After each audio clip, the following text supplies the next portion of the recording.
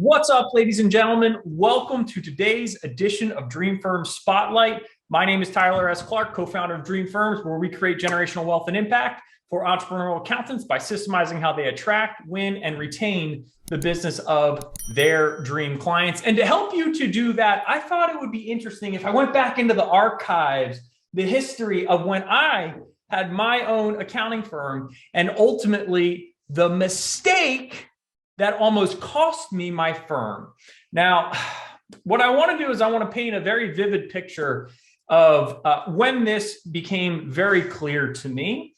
And it's not an easy story to tell. I think a lot of people like to talk only about success and to their detriment. But I'd like to share with you a little bit of insight into what I believe some of you are going through and how to get through it a lot more effectively. So we had just finished our first year in business, and basically it's me, my father, and our lead accountant, Robert, at the time.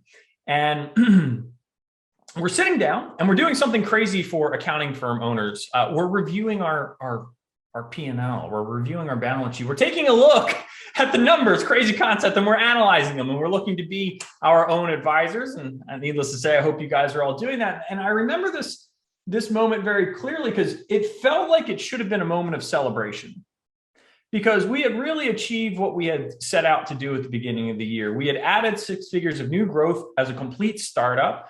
Things felt like they were humming along. But then when we sat down and really looked at the numbers, my breath almost caught itself. I said, this can't be right. I said, are you sure these numbers are right? We're operating at a loss? How can we possibly be operating at a loss right now? And it hit me really hard. And I said, this can't be. How can this be?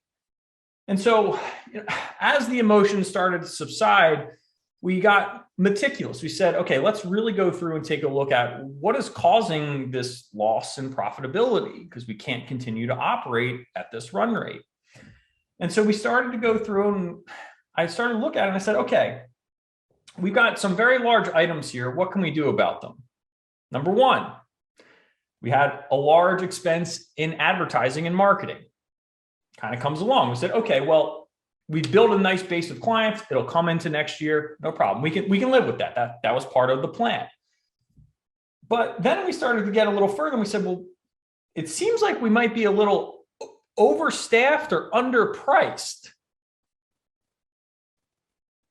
And that's when something hit me. And this is the question that I'd like to propose to you to help you avoid this. Is at what point do you question what has always worked before?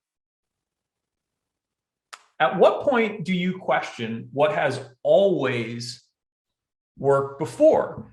Because the old way of doing things will prevent you from creating new breakthroughs. And what I want to do is I want to take that experience in my firm, and I'll dive into some more details in a second.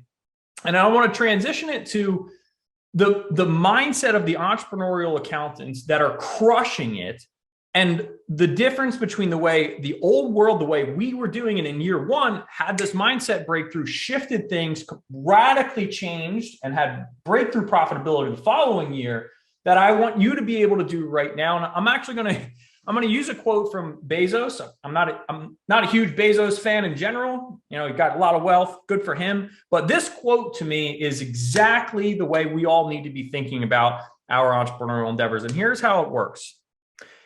Outsized returns often come from betting against conventional wisdom. And conventional wisdom is usually right. Given a 10% chance of 100 times payoff, you should take that bet every time. But you're still going to be wrong 9 times out of 10. We all know that if you swing for the fences, you're going to strike out a lot, but you're also going to hit some home runs. The difference between baseball and business, however, is that baseball has a truncated outcome distribution. When you swing, no matter how well you connect with the ball, the most runs you can get is 4. In business, Every once in a while, when you step up to the plate, you can score 1,000 runs.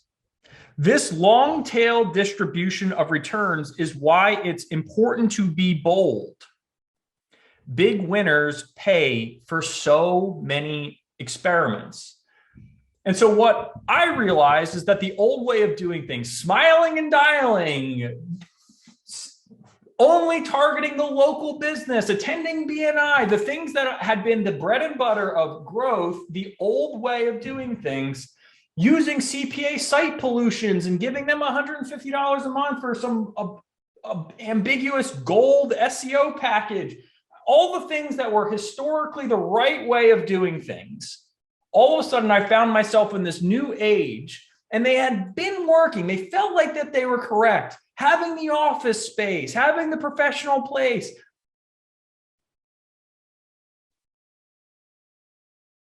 And I realized I needed outsized returns. I needed to do things differently. I had to be willing to experiment more. And if you're wondering why your firm is not growing at the rate it is, isn't as profitable as it should be, whether it's $100,000 you added in the last year or $10,000 in the last year, you're going to be looking at that and saying, how can I get more? And the only way that you're going to get more, the only way that you're going to get outsized returns for your time is by bucking conventional wisdom and saying, wait a minute, is there a smarter way to do this? Who can challenge me? Who can challenge the way I'm doing things? How can I crowdsource experimentation amongst my peers so that we can find the most effective and efficient way forward? And that's effectively what we do. That's our mission, is to create generational wealth and impact for accounting professionals. And the only way to do that is to accelerate how quickly you can acquire your dream clients. And the only way to do that is to understand what is working, what is not working, and how long do you stick with what is not working before you go, we got to go and do something different. And you need an answer to that question. And I hope you can find that answer very, very quickly. So I just want to say thank you to everyone for tuning in to today. And again, just remember that if you're looking to avoid the mistakes of the past, the only way to do so is to experiment moving into the future. And your dream firm is ultimately not that far. So remember, only you can create your dream firm, but we are here to help you every single step of the way. Have a wonderful, wonderful rest of your workday, and I will see you on the next Dream Firms Spotlight.